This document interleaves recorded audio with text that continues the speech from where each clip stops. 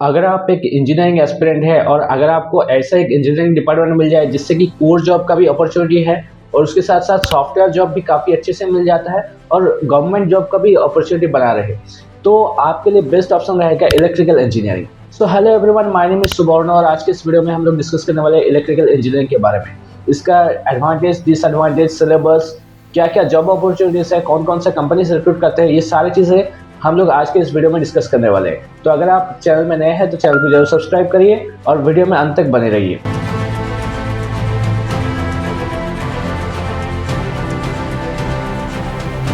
तो जैसे कि इलेक्ट्रिकल इंजीनियरिंग, इस नाम से ही आपको पता लग गया कि ये इलेक्ट्रिसिटी से रिलेटेड है। अब कुछ कॉलेजेस है जहां पर electrical engineering double E course चलता है और कुछ कॉलेजेस ऐसे होते हैं जहां पर ट्रिपल ई चलता है, इलेक्ट्रिकल एंड इलेक्ट्रॉनिक्स इंजीनियरिंग। तो इन दोनों के बीच में अंतर क्या है? देखिए, जो इलेक्ट्रिकल इंजीनियरिंग है वहाँ सिर्फ इलेक्ट्रिकल का चीज़ें पढ़ाया जाता है। अब इलेक्ट्रिकल का चीज़ें का मतलब क्या है? देखिए, इलेक्ट्रिकल इंजीनियरिंग का मतलब है कि लार्ज स्केल पे इलेक्ट्रिसिटी को प्रोड्यूस करना और उसके बाद उसको डिस्ट्रीब्यूट करना। जैसे कि आप देखे होंगे कि कुछ वायर्स के थ्रू लॉन्ग डिस्टेंस तक इलेक्ट्रिसिटी का लाइन खींचा जाता है और उसके थ्रू आपके घर पे भी इलेक्ट्रिसिटी आता है। तो ये जो पूरा प्रोसेस है ये इलेक्ट्रिकल इंजीनियरिंग के अंदर आता है। और जो इलेक्ट्रॉनिक्स इंजीनियरिंग है उसके अंदर क्या आता है? उसके अंदर आता है स्मॉल जो सर्किट्स है जैसे कैपेसिटर्स या फिर सेमीकंडक्टर्स वगैरह, वो सबको डेवलप करना इलेक्ट्रॉनिक्स का पार्ट है। तो अगर आपका इलेक्ट्रिकल इंजीनियरिंग है तो बस आप प्रोडक्शन और डिस्ट्रीब्यूशन के ऊपर पढ़ेंगे, और अगर आपका ट्रिपल ई है जो कि इलेक्ट्रिकल एंड इलेक्ट्रॉनिक्स इंजीनियरिंग, तो उसके अंदर आपको पूरा चीज़ें पढ़ना है कि स्मॉल सर्किट को भी पढ़ना है और उसका लार्ज स्केल प्रोडक्शन कैसे करना है और डिस्ट्रीब्यूशन कैसे करना है, ये सारी चीज़ें पढ़ना है। अब स्कोप या अपॉर्चुनिटी किस में ज़्यादा है? ऑब्वियसली ट्रिपल ई में ज़्यादा है। अगर आपको दोनों ऑप्शन मिल रहा है, इलेक्ट्रिकल एंड इलेक्ट्रॉनिक्स दोनों का ऑप्शन आपको मिल रहा है, तो मैं आपको सजेस्ट करूंगा कि ट्रिपल ई जो है इलेक्ट्रिकल एंड इलेक्ट्रॉनिक्स, इस फील्ड में जाइए क्योंकि इसमें अपॉर्चुनिटी ज़्यादा है। दोनों में ही अपॉर्चुनिटी अच्छा खासा है, बट इसमें कंपेरेटिवली थोड़ा ज़्यादा आपको मिलता है। अब सवाल ये आ जाता है कि इलेक्ट्रिकल इंजीनियरिंग में कौन कौन सा सब्जेक्ट पढ़ाया जाता है। Basic electrical engineering, circuit theory, electrical machines, power systems, control systems, power electronics, signals and systems, measurements. तो ये रहा आपका कोर कोर्सेस। इसके अलावा कुछ इलेक्टिव्स वो तो थोड़ा बहुत इधर उधर होते रहता है, कॉलेज टू कॉलेज वेरी करता रहता है। नेक्स्ट हम लोग बात करते हैं कि इसके पढ़ने के बाद कौन कौन सा जॉब अपॉर्चुनिटीज आपको मिल सकता है या फिर आपका करियर किस डायरेक्शन में जाने वाला है। सबसे पहली बात कि इलेक्ट्रिकल इंजीनियरिंग पढ़ने के बाद आप बहुत इजीली सॉफ्टवेयर फील्ड में जा सकते हैं। अब सॉफ्टवेयर फील्ड का मतलब दो तरह का होता है, एक तो प्रोडक्ट बेस्ड कंपनीज और एक सर्विस बेस्ड कंपनीज।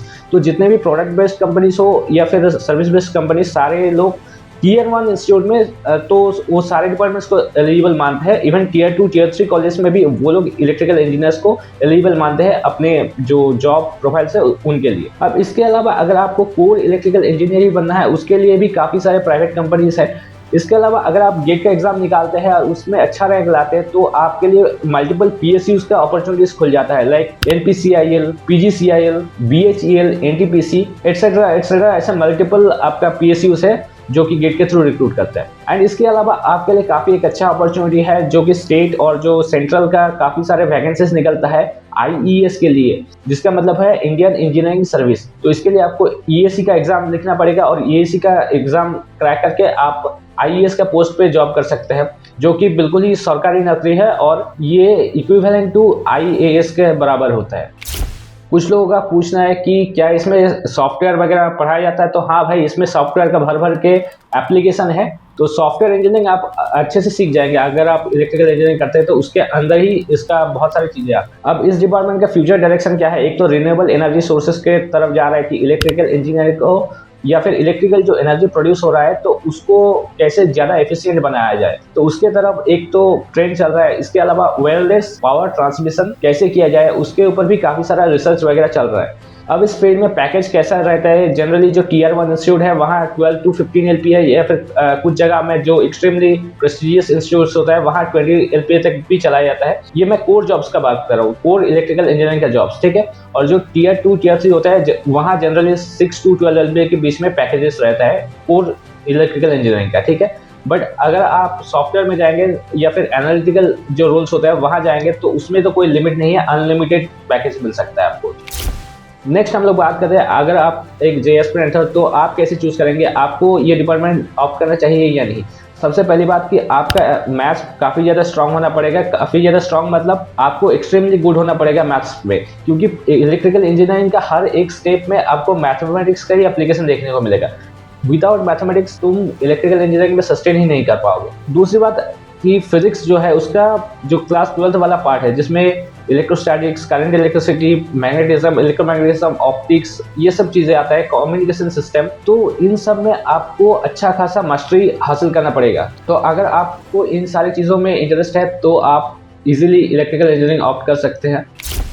तो ये था हमारा आज का शॉर्ट वीडियो। अगर आपको कोई भी करियर काउंसलिंग या फिर कॉलेज रिलेटेड क्वेरीज है या फिर मेंटरशिप चाहिए तो नीचे दिया हुआ डिस्क्रिप्शन में जो लिंक है उस पर क्लिक करके आप मेरे साथ 1-to-1 लाइव सेशन बुक कर सकते हैं। मैं आपको कंप्लीटली गाइड करने वाला हूँ हर एक स्टेप में। So thank you for watching, see you soon, bye bye.